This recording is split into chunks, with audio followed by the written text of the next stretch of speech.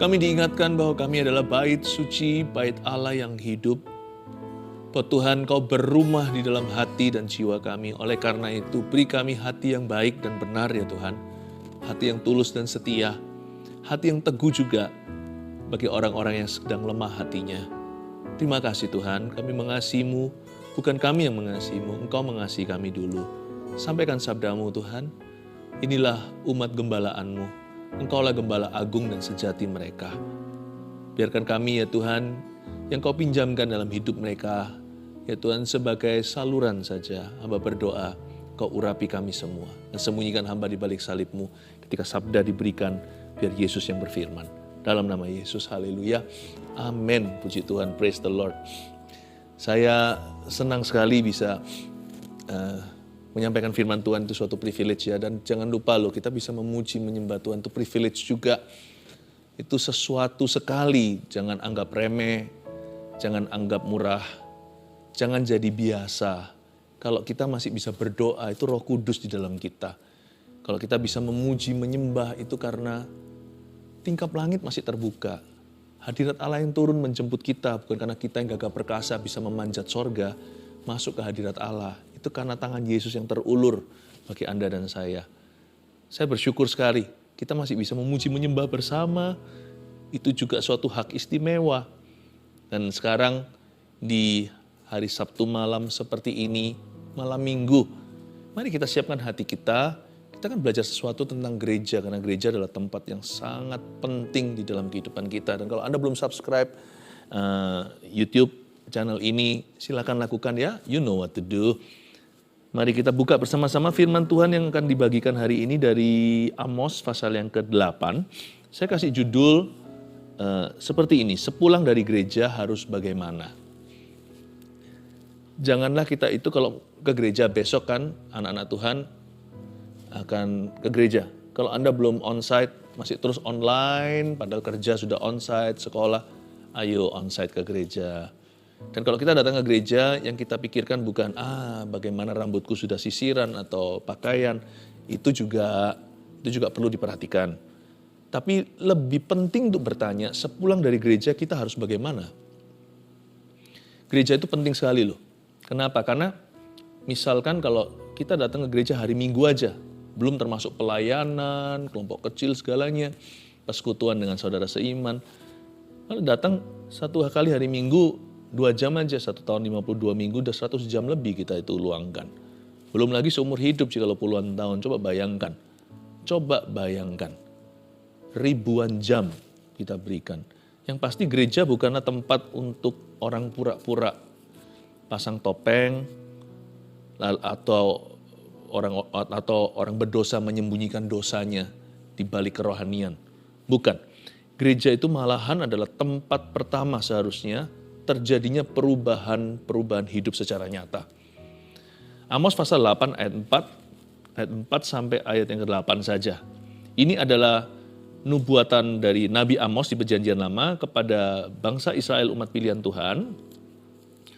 Dan dia menegur bahwa ibadah mereka itu tidak sungguh. Peringatan terhadap orang yang mengisap sesamanya itu kalimat pembuka di Alkitab kita ayat 4. Dengarlah ini, hai kamu yang menginjak-injak orang miskin dan yang membinasakan orang sengsara di negeri ini. Dan berpikir, bilakah bulan baru berlalu supaya kita boleh menjual gandum? Dan bilakah hari Sabat berlalu supaya kita boleh menawarkan terigu? Dengan mengecilkan eva, membesarkan shikal, berbuat curang dengan neraca palsu. Supaya kita membeli orang lemah karena uang, dan orang yang miskin karena sepasang kasut, dan menjual terigu rosokan. Tuhan telah bersumpah demi kebanggaan Yakub, bahwasanya aku tidak akan melupakan untuk seterusnya segala perbuatan mereka. Tidakkah akan gemetar bumi karena hal itu, sehingga setiap penduduknya berkabung? Tidakkah itu seluruhnya akan naik seperti sungai Nil, diombang-ambingkan dan surut seperti sungai Mesir? Nggak usah dibaca ya, saya tambahkan satu aja ayat 10, sekedar sesuatu untuk bisa memahami konteksnya. Sebenarnya Tuhan bukannya menegur orang Israel karena mereka tidak memperhatikan orang miskin, mereka curang dalam berbisnis, bukan itu aja. Tapi teguran Tuhan itu dikarenakan ibadah mereka itu pura-pura. Dan Tuhan tidak berkenan. Kalau itu dilakukan oleh orang berdosa di luar sana, ya oke lah. Mereka nggak tahu kebenaran. Tapi kalau anak-anak Tuhan yang ke gereja, harusnya diajari firman, harusnya masuk hadirat Tuhan. Pasti terjadi perubahan. Makanya di ayat 10 saya tambahkan, aku akan mengubah perayaan-perayaanmu menjadi perkabungan. Your celebration maksudnya. Dan segala nyanyianmu menjadi ratapan. Aku akan mengenakan kain kabung pada setiap pinggang dan menjadikan gundul setiap kepala. Aku akan membuatnya sebagai perkabungan karena kematian anak tunggal sehingga akhirnya menjadi seperti hari yang pahit, pedih, dan sebagainya. Mari kita sekarang perhatikan dulu Tuhan menghendaki apa untuk terjadi di dalam gereja. Yang ayat 4 dulu, dengarlah ini, kamu yang menginjak-injak orang miskin dan yang membinasakan orang sengsara di negeri ini. Tuhan senang ibadah kita, tapi Tuhan lebih suka ibadah kita itu sungguhan dan menghasilkan perubahan di dalam diri kita. Tuhan bukan suka ibadahnya karena ibadahnya. Karena orang-orang yang menyembah berhala juga beribadah. Tuhan gak suka ibadahnya, karena Tuhan gak membutuhkan ibadah manusia. Karena malaikat nyanyinya lebih gak fales.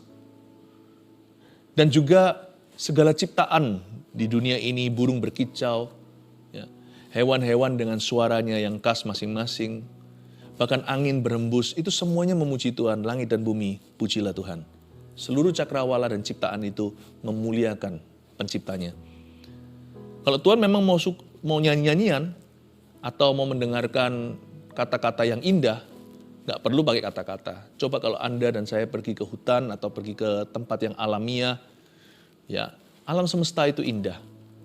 Setiap suara-suaranya itu nggak bisa dipalsu dengan teknologi. Berada di alam itu sangat refreshing, sangat menyejukkan, dan sangat menyegarkan. Bahkan sangat sehat sekali. Udaranya segar, di pegunungan, semuanya itu kanvasnya Allah. Langit dan cakrawala. Segala sesuatu bunyi-bunyian itu enggak saling janjian. Nanti di sebelah situ dengar bunyinya, bunyi burung berkicau. Lalu bisa memadu dengan begitu indahnya dengan angin. Itu semuanya melodi. Itu semuanya not baloknya Tuhan.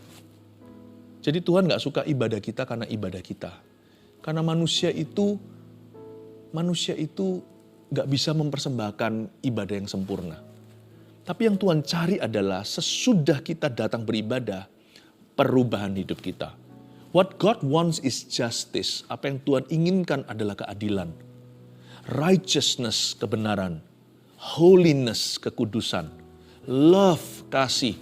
Joy, sukacita. Peace, damai sejahtera. To walk humbly with Him, untuk berjalan dengan kerendahan hati. To love mercy, untuk mencintai kemurahan hati. To do justly, untuk melakukan apa yang adil dan benar di mata Allah. Dan juga di mata manusia pada akhirnya. Itu yang Tuhan inginkan. Dengarlah ini. Tuhan bukan suruh kita mendengarkan hati, mendengarkan firman Tuhan. Itu seperti orang yang mendengarkan background musik ketika kita di mall contohnya. Kita dengar tapi kita gak mendengarkan sungguh-sungguh. Sambil kita belanja, sambil ngobrol, musik itu menghibur kita. Tapi kita gak memperhatikan. Tuhan gak mau kita dengar-dengaran dengan Tuhan seperti Tuhan punya firman itu background musik saja. Dengarlah ini. Tuhan suruh kita dengar. Hampir-hampir seperti menjewer telinga. Listen you guys. Dengarkan. Kamu yang nginjak-nginjak orang miskin. Ini Tuhan tuding umatnya loh. Ini bukan orang-orang fasik. Tapi ini adalah orang-orang benar. Kamu yang menginjak orang-orang miskin dan yang membinasakan orang sengsara di negeri itu dan berpikir, wah Tuhan baca pikiran? Iya. Ada satu Mazmur berkata begini, engkau sudah tahu pikiranku ketika aku masih jauh. Dari jauh engkau sudah membacanya. Waktu aku tidur, berbaring, waktu aku berdiri, engkau tahu pikiranku. Dan Tuhan berkata, kamu berpikir gini kan? Ayat 5. Dan berpikir, bilakah bulan baru berlalu, supaya kita boleh menjual gandum. Di dalam ibadah aja mereka gak sepenuh hati, sepenuh jiwa kok. Waktu badan mereka ada di bait suci, pikiran mereka terus berpikir gini, kapan ini ya selesainya ya supaya gue bisa jualan. Kapan ini ya? Terus lihat jam begini. Kapan ya? Kapan selesainya? Bilakah bulan baru berlalu itu jenis-jenis perayaan bangsa Israel. Mereka kan punya festival-festival yang mereka lakukan dalam nama Tuhan untuk mengenang perbuatan Tuhan. Misalnya ada juga perayaan yang mengingatkan mereka bagaimana Tuhan membawa mereka keluar. Bangsa Israel keluar dari tanah perbudakan yaitu Mesir dengan membelah Laut Merah. Ada perayaan macam-macam namanya Pondok Daun, ada perayaan Passover, ada perayaan berbagai macam hal. Waktu kita dalam gereja, kita kan juga diingatkan perbuatan Tuhan. Kita bahkan menyanyikan perbuatan-perbuatan Tuhan itu. Tapi ada orang-orang yang gak sungguh-sungguh pikirannya di situ. Mereka berpikir, bilakah bulan baru berlalu? Kalau dalam gereja gak sungguh-sungguh, keluar gereja semakin gak sungguh-sungguh juga. Jangan kita asal-asalan. Kalau ke gereja beneran. Lalu mereka berpikir gini, bilakah bulan baru berlalu supaya kita boleh menjual gandum. Kata menjual di situ bukan hanya jual beli. Kalau jual beli kan nggak salah. Namanya orang berdagang, namanya orang mencari mata pencarian, mencari nafkah. Tapi kata menjual di sini bukan hanya selling, tapi overcharging. Ini beda loh.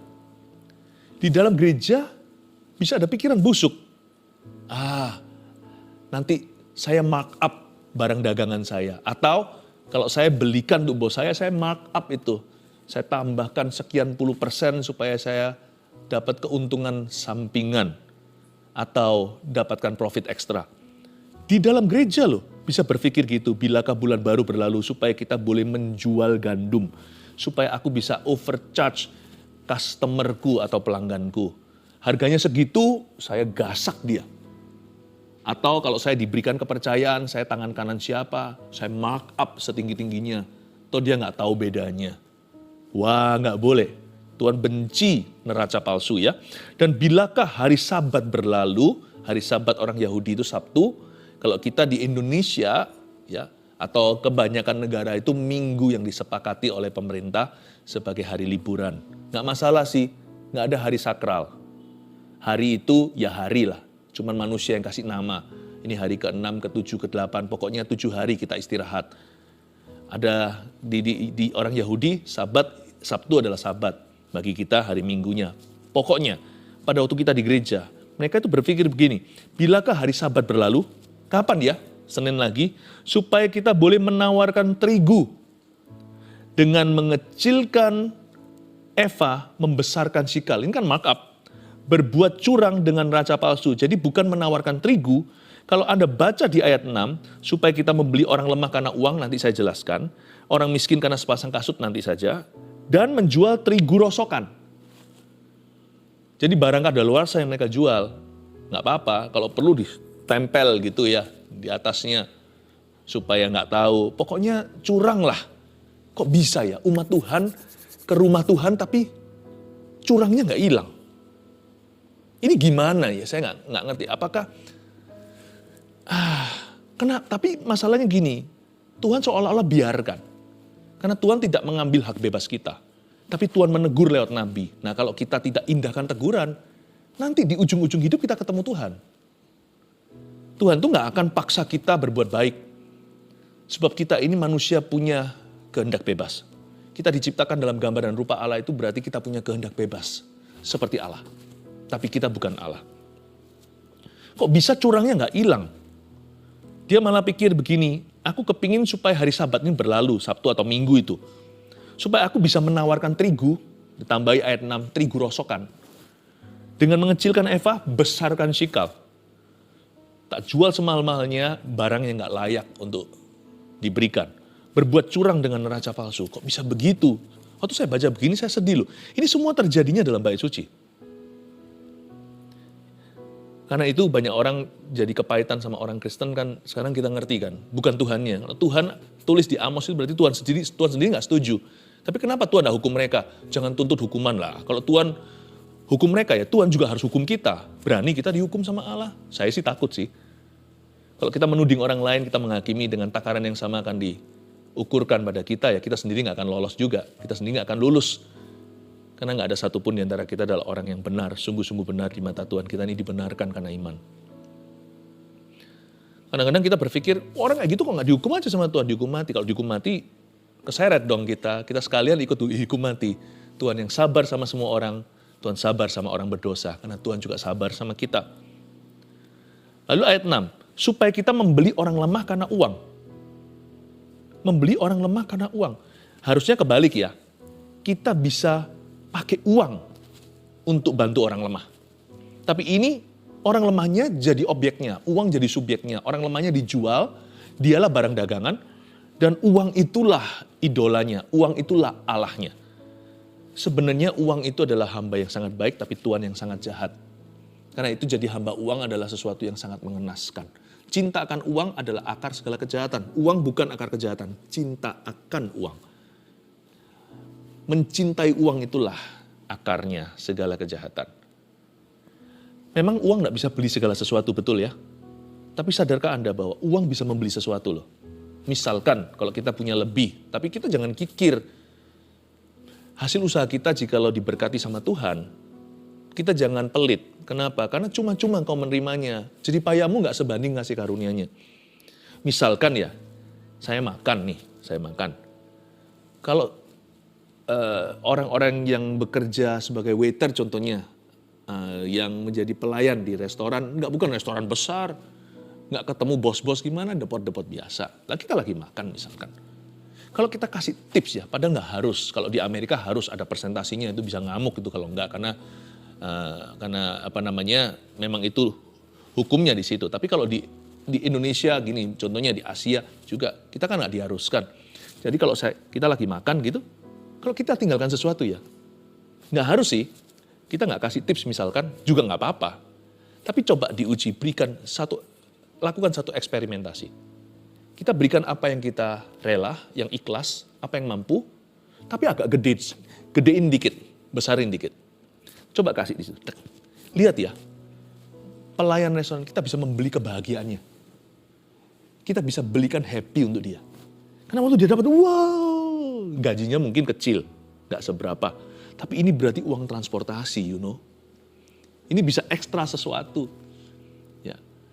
Atau waktu dia jadi ternyata uang itu bisa membeli kebahagiaan untuk seseorang. Meskipun kebahagiaan itu tetap semu ya. Bahagia atau sukacita sesungguhnya adalah diselamatkan oleh Tuhan. Nama kita tertulis dalam kitab kehidupan. Tapi kalau ada orang lapar, jangan bilang nanti aja yang penting masuk sorga. Dia tetap harus perlu makan. Karena meskipun sukacita sejati itu sorgawi, ada bahagia hari ini yang harus kita penuhi dalam kehidupan sesama kita. Ternyata uang itu bisa membuat someone happy. Tapi bukan hanya dengan uang aja. Jadi jangan sampai kita merasa, wah kalau membahagiakan orang tua, pasangan kita harus dengan uang. Ya kan? Harus dengan berlian, aku nggak mampu beli. Enggak. Orang kalau benar hatinya itu tidak akan kebahagiaannya pada harta duniawi atau pada materi. Sometimes memberikan perhatian, lemah lembut sama orang itu lebih membuatnya happy. Tapi tidak bisa dipungkiri, tidak bisa disangkali bahwa money can also buy, bisa juga membeli sesuatu yang berguna untuk orang lain. Dan ini yang membuat Tuhan itu berbicara kepada umatnya.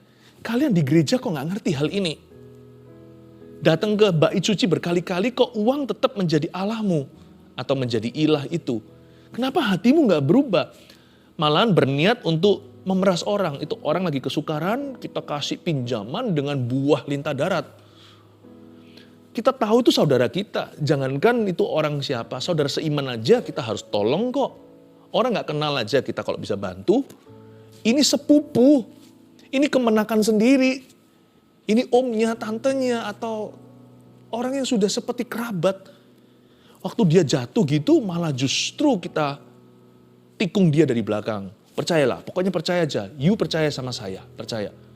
Dia percaya, wah malah justru karena dia di posisi lemah, kita take advantage atau kita ambil kesempatan dalam kesempitan dan kita ambil semua asetnya dan dia gak bisa berbuat apa-apa. Tuhan berkata jahat tuh. Bukannya kita harusnya bantu orang lemah, tapi ini mau membeli orang lemah. All because of money, karena uang. Dan Tuhan keluhkan, kenapa umatku gak ngerti hal ini? Lalu Tuhan telah bersumpah demi kebanggaan Yakub Bahwasanya aku tidak akan melupakan untuk seterusnya segala perbuatan mereka. Tuhan berkata, seharusnya kalau orang datang ke rumah Tuhan itu harus makin bangga sama Tuhannya. Dia bukan bangga sama uangnya, bukan bangga sama pencapaiannya, bukan bangga sama koneksinya, bukan bangga sama apa yang dia miliki, yang dia punya. Akulah kebanggaan Yakub. Intisari daripada ibadah adalah worship. Worship God as He is. Intisari daripada ibadah kita itu bukan acara atau program atau rundown seperti event organizer, I.O., seperti setelah ini apa, pengumuman, lalu nyanyian dan sebagainya. Bukan. Intisarinya itu sentralnya adalah the people of God, umat Allah, worshiping God. Menyembah Tuhan. Dan Tuhan berkata, if you worship me, Tuhan ngomong gini sama umatnya, kalau kalian menyembah aku, kata Tuhan, kebanggaanmu hanyalah aku. Akulah satu-satunya kebanggaanmu. I am your only pride. Wow, itu dia. Dia harus makin bertambah, aku harus makin berkurang. Ya Tuhan, ku datang kepadamu Tuhan, ku serahkan seluruh keangkuhan. Waktu aku masuk hadiratmu, seluruh keangkuhanku hilang. Tidakkah akan gemetar bumi karena hal itu? Sehingga setiap penduduknya berkabung. Ini juga bicara tentang hadirat Allah kan. Kalau hadirat Allah itu sungguh-sungguh diresapi, coba pikirkan apa artinya. Hadirat Tuhan itu membuat gemetar bumi karena hal itu. Tidakkah untuk seluruhnya akan naik seperti sungai Nil diombang-ambingkan dan surut seperti sungai Mesir. Ketika hadirat Tuhan turun atas bait suci, memenuhinya di zaman Salomo mendedikasikan bait Allah. Itu imam gak bisa melanjutkan ibadah. Tidak bisa melangsungkan kebaktian. Karena tempat itu goncang. Ketika para rasul, bukan bait suci ini, waktu mereka itu lagi berkumpul bersama. Itu kan gereja. Mereka berdoa. Lalu turunlah Roh Kudus waktu Pentakosta. 120 orang itu merasakan bahwa Roh Kudus turun bukan hanya atas mereka, tapi atas tempat mereka adakan pertemuan. Tempat itu goncang. Nantinya juga terjadi gempa bumi sungguhan. Doa mereka yang tercatat, doa korporat, kedua kali setelah mereka dianiaya, setelah Petrus disesah, mereka berdoa, beri kami keberanian untuk memberitakan Injil. Sertai dengan tanda-tanda heran, goncanglah tempat mereka berkumpul. Ketika Paulus dan Silas berada di penjara Filipi, Kisah Para Rasul 16, gempa bumi, semua pintu penjara terbuka lebar-lebar, namun tak ada satupun nabi yang lari. Coba kalau Anda bayangkan, tidak akan gemetar bumi karena hal itu, bicara tentang hadirat Allah. Hadirat Allah itu selumrah dan seyogyanya menghasilkan apa dalam diri hati orang-orang yang percaya, orang-orang yang mengalami perjumpaan itu, yaitu takut akan Allah. Pasti. Orang kalau ketemu Tuhan tidak jadi takut sama Tuhan itu nggak mungkin sudah ketemu Tuhan. Nggak mungkin. Kalau kita ngaku-ngaku Tuhan datang tapi kita nggak semakin takut sama Tuhan, Tuhan nggak datang tadi. Entah itu di pesta Anda, atau di rumah Anda, persekutuan Anda, atau di pelayanan, atau di gereja. Nggak datang. Kalau Tuhan datang, manusia akan takut. Gentarlah atau gemetarlah bumi. Bahkan surut juga sungai Nil di hadapannya. Saya kasih 3 poin seperti biasanya. Sepulang dari gereja harus bagaimana? Ini sebagai patokan untuk kita setiap kali kita ke gereja, ingat sepulangnya harus begini. Sepulang dari gereja kita harus bagaimana? 1, kita harus lebih adil dan lebih jujur dalam bisnis sehari-hari. Catat itu, bukan overcharging, bukan menawarkan terigu palsu, bukan manipulatif, bukan larikan uang orang, bukan bye-bye tidak bayar, padahal ketemu. Nanti nggak tentu, siapa tahu sama-sama datang di gereja yang sama. Sama-sama jemaatnya lihat, nah itu yang larikan uangku, nggak pernah sama sekali hari ini kelihatan. Nggak pernah kelihatan bayang-bayangnya, bahkan tidak pernah terdengar desas-desus langkah kakinya. Ada di sama saya di baris ini, dia di baris itu nggak boleh terjadi. Nggak boleh terjadi. Oh, tapi memang gereja nggak sempurna. Meskipun bait suci ini penuh dengan hadirat Allah, tetap orang-orang ini ditegur sama Tuhan. Tapi bukan berarti Tuhan tinggal diam loh ya. Kalau Tuhan diam, itu bukan berarti Tuhan tinggal diam. Itu Tuhan memberimu dan memberi orang-orang tersebut kesempatan untuk bertobat. Tuhan tidak tinggal diam, tapi orang yang benar dan dibenarkan nanti Tuhan sertai terpisah. Kenapa Tuhan tidak main hukumlah atau langsung turun tangan meskipun hadirat Tuhan datang? Misalkan gereja itu diisi dengan orang-orang yang tulus-tulus hati. Kenapa enggak juga orang-orang tertentu kunjung bertobat dan berubah? No. Tuhan kasih dia yang namanya pause. Tombol tekan pause. Ya. Tidak dimatikan on and off, tapi pause. Berhenti sejenak. Sejenak itu mungkin 15 tahun. Tapi karena Tuhan itu maha dan panjang sabar. Tapi jangan pernah kita biarkan Tuhan itu, janganlah kita mencobai Tuhan dan kesabarannya. Sebab Tuhan itu murkanya sama hebat dan mulianya. Demikian seperti sabar dan kasihnya. Karena itu kita tidak boleh main-main dengan ini. Mari kita resapi baik-baik. Jadi inilah kehendak Tuhan. Kalau kita pergi ke gereja, kita pulangnya harus bagaimana? Kita harus lebih adil jadi orang. Lebih jujur dalam bisnis sehari-hari, bukan dalam pelayanan. Kalau pelayanan, manusia bisa saja seseorang memasang topeng. Tapi dalam bisnis sehari-hari itu kelihatan. Langsung nampak. Itu Kristen brand apa langsung tahu. Udah langsung tahu. Dan disitulah Yesus dimuliakan atau Yesus dipermalukan. Lewat perbuatan orang-orang. Disitulah orang Kristen menjadi teladan, menjadi kesaksian, atau menjadi batu sandungan. Itu nggak bisa dipura-pura lagi, karena disitulah batasnya. Keluar dari gedung gereja tersebut, itulah kesempatan kita. Game has just begun. Bukan game over setelah doa berkat, tapi baru dimulai. Kehidupan ibadah kita baru dimulai setelah hari Sabat berlalu dan setelah bulan baru itu berlalu. Lebih adil dan lebih jujur dalam bisnis sehari-hari, itulah kehendak Yesus Kristus bagi umatnya, yaitu gereja perjanjian baru. Jadikan ini patokan ya, pakemnya.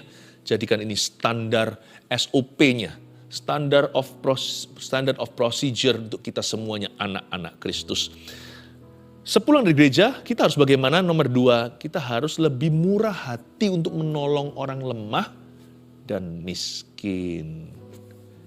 Bukan kita itu membeli orang lemah karena uang, malah justru kita beli pakai uang. Apa yang bisa bantu orang miskin dan orang lemah. Ini juga berlaku untuk gereja secara korporat, gereja harus bergerak membantu. Gereja kami juga, cuman kami tidak mau pencitraan. Jadi apa yang kami lakukan itu tidak perlu digembar-gemborkan. Sebab Yesus sendiri ajarkan tangan kiri memberi, nggak perlu tahu tangan kanan. Tapi tujuan salah satu eksistensi gereja bukan hanya memberitakan Injil dan menanam gereja-gereja baru seperti Paulus lakukan, tapi juga memperhatikan orang-orang miskin di komunitasnya. Tapi nggak bisa entaskan semua, nggak ada satu gereja di dunia ini bisa entaskan kemiskinan. Nggak ada. Itu sesuatu yang ongoing dan progresif. Sesuatu yang sifatnya tubuh Kristus secara luas. Tapi kita semua bisa melakukan bagian kecil kita sesuai dengan kemampuan kita. Orang miskin adalah orang yang lemah. Maksud saya pasti mereka punya kebutuhan yang mereka tidak sanggup untuk penuhkan. Tapi orang lemah nggak tentu adalah orang miskin loh. Orang bisa saja dia punya kekayaan harta duniawi, tapi dia itu lemah. Artinya dia itu nggak punya teman, nggak punya kawan. Dia itu mungkin sedang sakit sekarat. Jangan prejudisme, karena dalam Kristus dan kerajaannya tidak ada komunisme, tidak ada kolonialisme. Orang miskin maupun orang kaya sama-sama tidak diagungkan. Tuhan cinta semua orang. Makanya itu lebih murah hati, kita harus lebih murah hati untuk menolong orang lemah dan orang miskin. Yang seperti dikatakan tadi di ayat 6, supaya jangan sampai kita seperti mereka yang membeli orang lemah karena uang dan orang miskin karena sepasang kasut. Kita harus lebih murah hati. Setelah keluar dari gedung gereja, dari pintu gereja kita masing-masing, kita harus makin baik hati, bukan makin busuk hatinya. Kok bisa kita datang ke gereja jadi busuk hatinya? Itu bukan salah gerejanya, itu bukan salah Tuhannya. Tapi orang itu harus mendengarkan kitab Amos berbicara. Bahwa tetap kita harus membuat a conscious choice. Sekalipun kita dipenuhi Roh Kudus pun kita harus membuat a conscious choice atau keputusan secara sadar. Arah hati kita ke arah baik atau ke arah busuk itu keputusan kita, bukan keputusan Tuhan. Itu kehendak Tuhan, namun itu keputusanmu. Yang ketiga, sepulang dari gereja kita harus bagaimana? Kita harus lebih bangga dan takut akan Tuhan Allah kita. Keluar dari gereja itu kita nggak justru menyembunyikan iman kita. Jangan bilang ya, aku anak Tuhan, aku orang Kristen atau apa. Jangan bilang, no, kita harus semakin bangga. Bukan semakin vokal, tapi semakin transparan. Nggak perlu kita gembar-gemborkan, orang kan lihat lewat kesaksian hidup kita. Tapi ketika orang lihat kesaksian hidup kita, kita nggak malu untuk mengakui Injil di hadapan manusia. Ini semua karena Tuhan Yesus. Ya. Dan kita nggak perlu kita itu korbankan keyakinan kita karena kita itu merasakan tekanan sosial. Kalau saya berada di restoran The Pot itu makan bersama-sama tempat umum, saya doa-doa. Saya kadang-kadang minta, bentar ya Mbak, atau tunggu dulu pelayannya, atau Masnya tunggu sebentar. Kami doa dulu, saya gandeng tangan dengan keluarga saya, berdoa. Karena bagi saya, Yesus satu-satunya jalan, dan itu saya tidak akan kompromikan. Tidak boleh kita jelek-jelekkan agama orang lain atau keyakinan, tetapi kita harus pegang erat dan kokoh keyakinan kita pada Injil Roma 1:16. Jangan malu karena Injil adalah kekuatan Allah untuk menyelamatkan. Yohanes 14, Yesus satu-satunya jalan. Itu pegang hidup ini, pegang sampai mati. Itu satu-satunya yang membawa kita nanti ketemu Bapa. Kita harus semakin bangga. Dan bukan hanya itu, orang lain akan bangga kenal kita. Mereka belum bangga kenal Tuhan kita. Mereka akan bangga kenal kita. Itu orang yang luar biasa, itu orang itu sungguh-sungguh rajin, itu orang bisa dipercaya, orang itu jujur. Pasti ada sesuatu yang mereka bisa tunjuk pada kita yang membuat mereka bangga kenal kita. Tidak seperti orang dunia, orang-orang bangga kenal sama orang itu karena orang itu famous lah, terkenal lah, atau punya segala lah. Enggak, tapi kita punya karakter-karakter yang orang-orang di dunia bisa mengakui bahwa itu sesuatu banget, itu sesuatu sekali. Aku bangga loh kenalannya. Ini orang muda yang beda. Atau itu loh orang tua, lihat pernikahannya lain orang itu sama orang-orang yang lainnya lain. Cowok seperti itu udah gak ada lagi. Gak tau lah bahasa mereka itu nanti bahasa yang mendarat sekali. Tidak perlu pakai bahasa rohani, mereka kan bisa menyebutkan kelebihanmu apa karena engkau mengikut Kristus. Sedangkan mereka sendiri belum ikut Kristus, nanti mereka akan kenal Tuhan karena kita. Itu yang disebut lebih bangga dan karena kita takut akan Tuhan. Ya, 3 hal ini catat lagi, saya review sekali lagi. Sepulang dari gereja kita harus bagaimana? 1, kita harus lebih adil dan lebih jujur dalam bisnis sehari-hari. 2, kita harus lebih murah hati untuk menolong orang lemah dan miskin. 3, kita harus lebih bangga sama Tuhan. Kita harus lebih bangga dan takut akan Tuhan Allah kita.